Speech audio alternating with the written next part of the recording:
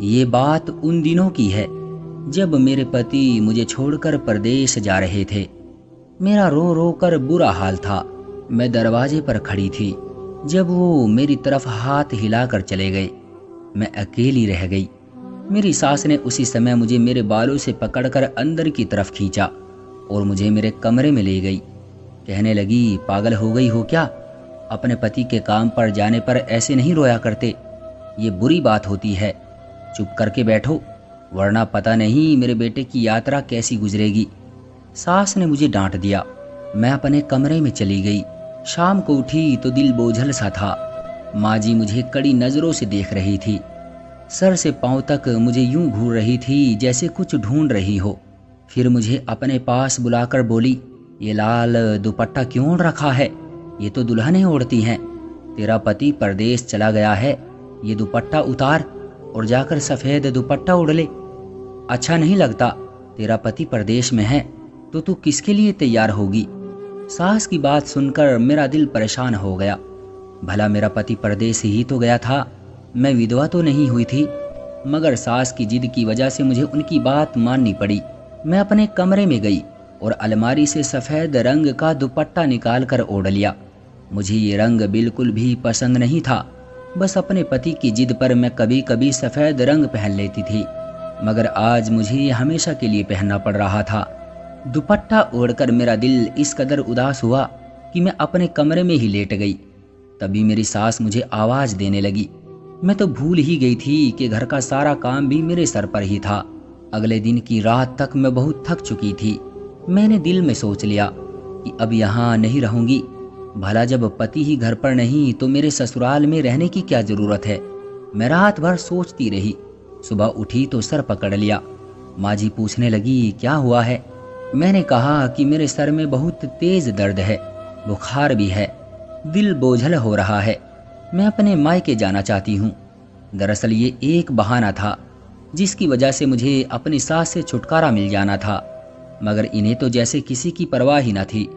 अरे मामूली सा बुखार है, शाम तक उतर जाएगा। ना उतरा तो फिर तुझे डॉक्टर के पास ले जाऊंगी। सास ने मुझे तसल्ली दी। मगर माँ जी, मुझे अपने मायके जाना है। मैं मम्मी पापा से मिलना चाहती हूँ। दिल का बोझ भी हल्का हो जाएगा। क्यों भाई, तेरे दिल पर कौन सा बोझ है? हम भी तो अपने पति से 2-2 साल दूर रहते थे। सास जैसे मुझसे अपने गम का बदला ले रही थी। मैं परेशान खड़ी थी कि उन्होंने मेरा कांधा थपथपाया और मुझे चारपाई पर बैठने को कहा। मैं बैठी तो सास ने मुझसे कहा कि मैं यहाँ से एक कदम भी ना हिलूं। मैं वहीं बैठ गई। सास अंदर से एक काले रंग की बोतल लेकर आई और फिर मुझे चारपाई पर लेटने को कहा। अब न जाने कौन सा हकीमगिरी का इलाज शुरू होने वाला है, मैंने दिल में सोचा। सास ने काले रंग की बोतल से थोड़ा सा तेल निकाला और मेरे सर पर लगाने लगी। तेल अजीब सा था। मेरे सर में बहुत जलन हो रही थी। सर के बालों में जैसे किसी ने तेजाब डाल दिया हो।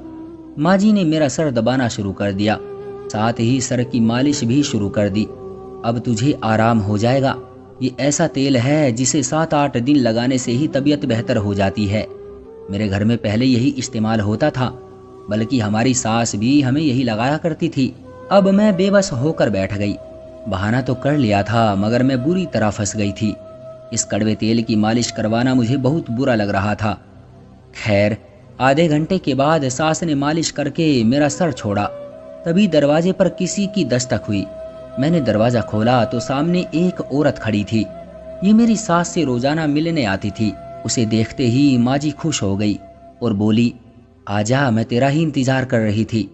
देखो, मेरी बहू के सर में बहुत तेज दर्द हो रहा था। मैंने इसे मालिश की तो ये ठीक हो गई। खैर, मैं अंदर कमरे में चली गई। थोड़ी देर के बाद उन औरतों के लिए चाय बनाकर लाई। मेरा दिल भारी हो रहा था। चाय पीने से भी जैसे उल्टी आ रही थी। मैं अपने कमरे में जाकर लेट गई और जल्द ही मुझे नींद आ गई। रात के 7-8 बजे मेरी आंख खुली। देखा तो मेरी सास ने खाना बनाकर तैयार कर लिया था। मुझे प्यार से जगाया और कहने लगी, आजा, आकर खाना खा ले। मैंने खाना खाया, मगर मेरे मुंह का जायका तक बदल चुका था। इस तेल ने तो मेरी तबीयत और भी खराब कर दी। खैर, मैंने खाना तो खा लिया, लेकिन हैरत मुझे तब हुई जब मेरी सास ने मुझे कहा, तू जाकर अपने कमरे में सो जा। हालांकि ऐसा नहीं होता था।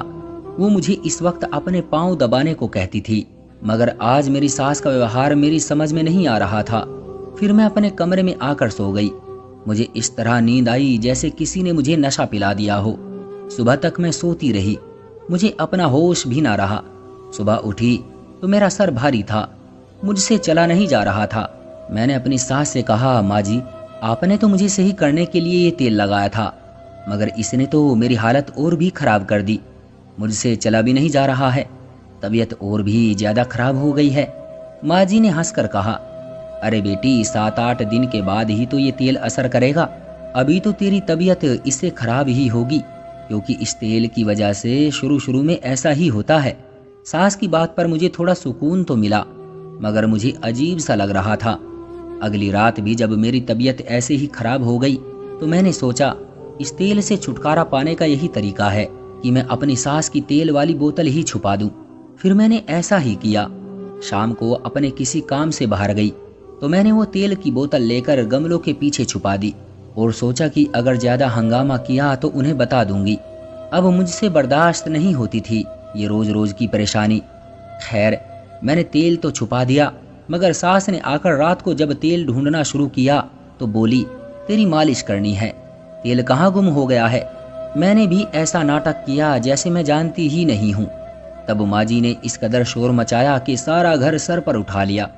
उस वक्त मुझे अजीब सा लगा, भला माँ जी को मेरे सर के दर्द से इतनी दिक्कत क्यों हो रही थी। अगर मेरी सास का व्यवहार पहले से ही ऐसा होता तो मैं इस बात को मान सकती थी।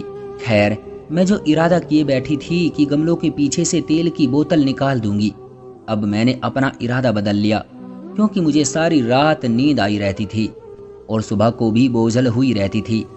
भला ऐसे इलाज की क्या ज़रूरत थी जिसकी वजह से मेरी तबीयत और भी खराब हो जाती। उस दिन रात को सोने के लिए मैं अपने कमरे में गई तो सास ने मेरे कमरे का दरवाज़ा बाहर से बंद कर दिया, बल्कि उसे ताला लगा दिया। मुझे बहुत हैरत सी हुई। आज मुझे नींद नहीं आ रही थी, क्योंकि आज उस कड़वे तेल की मालिश नहीं हो पाई थी। थोड़ी देर गुजरी कि मुझे बाहर से कुछ लोगों की आवाज़ें आने लगी। ये आवाज़ें बहुत ही धीमी थी। मैंने अपने कमरे का पंखा बंद किया और उन आवाज़ों को ध्यान से सुनने लगी। कुछ घसीटने की आवाज़ भी आ रही थी, बल्कि 2-4 आदमी भी साथ थे। मेरी सास न जाने उनको क्या कह रही थी। पूरे घर में अंधेरा था। मैंने भी अपने कमरे की लाइट बंद कर रखी थी। फिर मैंने देखा 2 आदमी हल्की रोशनी में हमारे आंगन से बाहर वाले दरवाजे से जा रहे हैं। पहले मैंने सोचा कि जरूर मेरी सास का कोई रिश्तेदार होगा, लेकिन रिश्तेदार होता तो यूं चोरी छुपे आकर मिलने की क्या जरूरत थी। सामने भी तो मिल सकता था, यानी दिन के समय। लेकिन ये रात को ही क्यों आए। अब तो मेरा शक और भी पक्का हो गया। सुबह उठी तो मैं बिल्कुल भी तरोताजा नहीं थी। मेरी तबीयत जरा भी ठीक नहीं हुई। मेरी सास ने मुझे देखा तो बोली, रात को तू सो गई थी ना। जी माँ जी, सो गई थी, लेकिन मैं जानती हूँ अभी भी तेरी तबीयत खराब रहेगी। मैं आज ही तुझे उस औरत के पास ले चलूंगी जो ये तेल देती है। तुम तो जानती हो वो हकीमगिरी में कितनी माहिर है। उससे हर तरह की औरतें दवा ले जाती है, चाहे वो बीमार हो या तंदुरुस्त हो। मेरी सास ने मुझे समझाया, मगर मैं जानती थी कि वो औरत एक मामूली सी हकीम थी, इसलिए मेरा उसके पास जाने का कोई इरादा नहीं था। नहीं माँ जी, अब मैं बिल्कुल ठीक हूँ, कोई ज़रूरत नहीं है वो कड़वा तेल लाने की। मैंने मुंह चिढ़ाते हुए कहा, अरे तुझे क्या पता कि तू ठीक है या नहीं। मैं तेरा पूरा पक्का इलाज करवाऊंगी, तू फिक्र ना कर। शाम को तैयार रहना। माँ जी की बात सुनकर मैंने सर पकड़ लिया। अरे माँ जी, मैं ठीक हूँ, मुझे इलाज नहीं करवाना।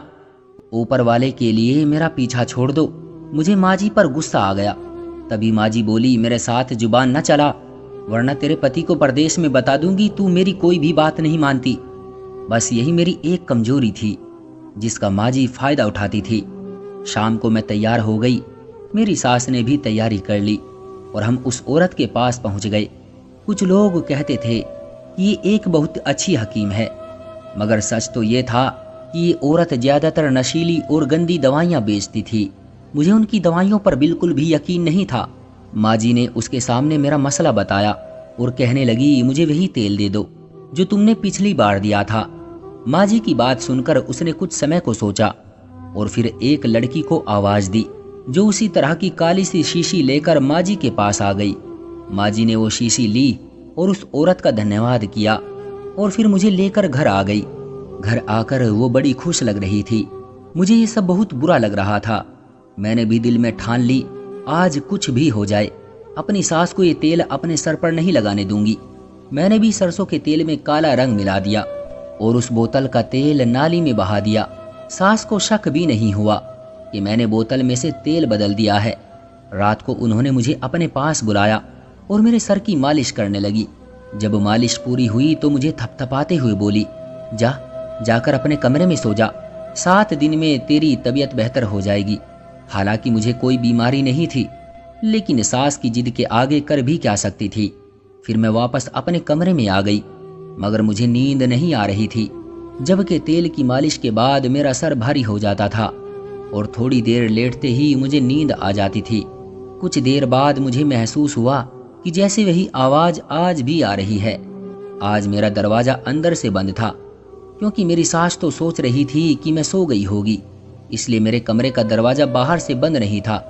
जब आवाज और भी ज्यादा बढ़ गई तो मैंने उठकर दरवाजा खोला और अपने कमरे से बाहर आ गई। देखा तो ये आवाज मेरी सास के कमरे से आ रही थी। मैं उस तरफ गई तो मुझे ये देखकर हैरत हुई कि 2 लड़के मेरी सास के कमरे में बैठे थे और वो उन्हें मेरे दहेज के बर्तन और दूसरी चीजें थमा रही थी। लड़कों ने अपने चेहरे छुपा रखे थे, तो क्या मेरे दहेज का सामान? ये सोचते ही मुझे चक्कर से आने लगे। आगे बढ़कर मैंने अपनी सास का सामना किया और कहा कि ये कौन है और मेरे दहेज के बर्तन इन्हें क्यों दे रही हैं आप? मुझे देखकर मेरी सास बौखला गई। तू यहाँ कैसे? तुझे कहा था ना कि जा सो जा। उन्होंने उल्टा अपनी गलती छुपाते हुए कहा, माँ जी मैं सो नहीं सकती, मैंने जो पूछा है मुझे उसका जवाब दो। तू होती कौन है मुझसे पूछने वाली?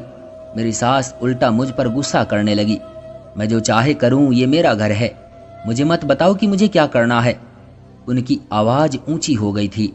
ये देखकर वो लड़के जल्दी से घर से भाग गए, मगर मेरे दिमाग में ये बात बैठ चुकी थी, मैं भला कैसे अपनी सास की जान छोड़ सकती थी। बहस करते करते उन्होंने हार मान ही ली और बोली कि मैं तेरे दहेज का सामान अपनी बेटी के घर पहुंचा रही थी। थोड़े दिन ही की तो बात है, सामान वापस आ जाएगा, मगर तू तो अपने सामान को हाथ भी नहीं लगाने देती, इसलिए तुम्हारे सोने के बाद ये काम कर रही थी। सास की बात सुनकर मुझे गुस्सा आ गया, क्योंकि ऐसी बात नहीं थी, मैं कभी भी उनको मना ना करती। फिर न जाने क्यों उन्होंने मुझसे ये बात छुपाने की कोशिश की। जब मेरी और उनकी बहस बढ़ी तो वो मुझे धमकियां देने लगी, कहने लगी मैं तुझसे बदला लेकर रहूंगी, तूने मेरे बेटे का घर बर्बाद किया है, मैं अभी उसे फोन करूंगी और बताऊंगी कि रात को तुझसे 2 लड़के मिलने आए थे। उनकी ये बात भी मैं समझ गई थी कि वो अब क्या चाहती है। मैं एक बार फिर अपनी सास के आगे मजबूर हो गई थी, लेकिन आखिर कब तक? मैंने दिल में सोचा, क्या मैं इसी तरह ब्लैकमेल होती रहूंगी? तब तो ये सारी जिंदगी मुझसे सारी बातें मनवाएगी। ये सोचकर ही मेरे दिल में डर सा आ गया। मैं ऐसा नहीं होने दे सकती थी। उस दिन मैं भी उनके सामने डट गई। कर लीजिए आप फोन, जिसे चाहो कर लो फोन, मैं अपने दहेज के सामान से एक भी चीज नहीं दूंगी। मेरी बात सुनकर मेरी सास को गुस्सा आ गया और उन्होंने मुझे एक जोरदार धक्का दिया। मैं जाकर दरवाजे के आगे गिर गई। वो गुस्से में गुर्राते हुए बाहर गई तो मैं अपना सर पकड़कर बैठ गई। अब न जाने क्या होने वाला था। उनका गुस्सा किसी बड़े तूफान का पता दे रहा था। फिर उन्होंने ऐसा ही किया। परदेश में मेरे पति को फोन किया, मैं भी पास ही खड़ी थी। वो मेरे बारे में ऐसी ऐसी बातें कर रही थी जिसके बारे में मैं सोच भी नहीं सकती थी, मगर उनकी बातों में तो इस कदर जहर भरा था कि मेरे पति भी उन पर यकीन करने पर मजबूर हो गए। मैं उनसे बात करना चाहती थी, अपनी सफाई पेश करना चाहती थी, मगर मेरी सास ने मुझे फोन को हाथ तक नहीं लगाने दिया। मेरा दिल चाह रहा था कि इस बुढ़िया की हड्डियां अलग अलग कर दूं, मगर इस समय मैं कुछ नहीं कर सकती थी। मेरे पति ने भी मुझे कह दिया कि तुम माँ के मामलों में मत बोलो, मैं तुमसे कल से ही से बात करूंगा। मेरा दिल कांप कर रह गया। वो बहुत गुस्से में थे। जाहिर है माँ जी ने उन्हें जो जो बातें कही थी वो सुनने के बाद कोई भी इज्जतदार पति अपनी पत्नी को अपने घर में बर्दाश्त नहीं कर सकता था। अगले दिन उन्होंने मुझसे फोन पर बात की। मैं समझी कि शायद वो मुझसे हमदर्दी करेंगे, मगर उन्होंने रात भर सोचने के बाद यही फैसला सुनाया कि उनके परदेश जाते ही मैं सही रास्ते से भटक गई थी और उनके पीछे उन्हें धोखा दिया। इस बात ने मुझे आंसुओं से तर कर दिया। सोच नहीं सकती थी कि मेरा पति मुझसे ऐसा व्यवहार रखेगा। मुझे तलाक हो गई। 1 हफ्ते के अंदर अंदर तलाक के कागजात मेरे हाथों में पकड़ा दिए गए थे। उसने मुझे अपनी जिंदगी से हमेशा हमेशा के लिए निकाल दिया। मैं रोती हुई अपने माँ बाप के घर आ गई। जाहिर है मेरा कसूर तो नहीं था, मगर मम्मी पापा परेशान हो गए। मैंने भी उनकी परेशानी में अपनी परवाह करने की बजाय उनका साथ दिया। उन्होंने जिस रिश्ते के लिए कहा मैंने हाँ कर दी। माँ बाप की मर्जी से शादी करने का फल मुझे ये मिला कि मेरी शादी एक बहुत अच्छे इंसान से हो गई, जिसे कमाने के लिए कहीं बाहर नहीं जाना पड़ता था। मैं उसी में खुश हूँ। ये मुझे बाहर घुमाने भी ले गए। मुझे लगता है कि मेरी जिंदगी पूरी हो गई। मैं भी इसी तरह सुकून से जी रही थी कि एक दिन मुझे अपने मोहल्ले की एक औरत मिली। बातों बातों में उसने मेरी सास की बात छेड़ दी। मैंने उससे पूछा वो कैसी है, तो वो उनकी हालत पर अफसोस करने लगी। बोली वो बहुत बुरी हालत में है। मैंने कहा क्यों? कहने लगी उनको शायद तुम पर जुल्म करने की आदत हो गई थी। जब दूसरी बहू आंचल उनके घर बहू बनकर आई थी तो वो बहुत खुश थी, क्योंकि वो बहुत अमीर घराने की लड़की थी। ढेर सारा दहेज भी साथ लाई थी, मगर आंचल ने आते ही उस औरत को सीधा कर दिया। उसकी एक बात न मानती और ऐसी ऐसी बातें अपने पति के सामने करती कि बुढ़िया का बस न चलता। आंचल खूबसूरत भी थी और अमीर भी, इसलिए उसका कुछ रोब वैसे भी ज्यादा पड़ता था। तुम्हारी सास तो तुम्हारी आदी थी। उसने सबको तुम्हारी तरह समझ रखा था। उसने आंचल के साथ भी वही चालाकी करने की कोशिश की। आंचल ने एक रात अंधेरे में उसे रंगे हाथों पकड़वा दिया। असल में तुम्हारी सास को शुरू से ही चोरियां करने की आदत है। न जाने उसे ये आदत क्यों है। हालांकि घर में भगवान का दिया सब कुछ है, मगर अपनी बेटी को अपनी बहू की चीजें देना उस औरत का पसंदीदा काम था। अपने बड़े बेटे की पत्नी का भी उसने यही हाल किया था।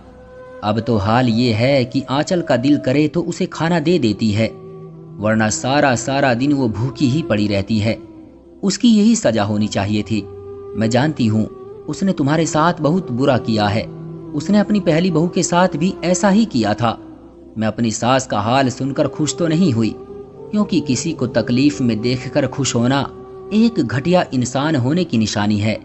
मगर सच तो ये है कि इंसान को अपने कर्मों की सजा मिलकर ही रहती है। तो दोस्तों, ये थी हमारी आज की कहानी। उम्मीद है कि आपको पसंद आई होगी। आपका क्या कहना है इस कहानी के बारे में, कमेंट करके हमें ज़रूर बताएं। वीडियो को लाइक कर दीजिए और इसी तरह की कहानियाँ लगातार देखने के लिए चैनल को सब्सक्राइब करके घंटी को दबाकर ऑल पर सेट कर लीजिए, ताकि आने वाली वीडियो का नोटिफिकेशन आपके पास तुरंत पहुँचे। मैं मिलता हूँ आपसे अगली वीडियो में। तब तक के लिए धन्यवाद।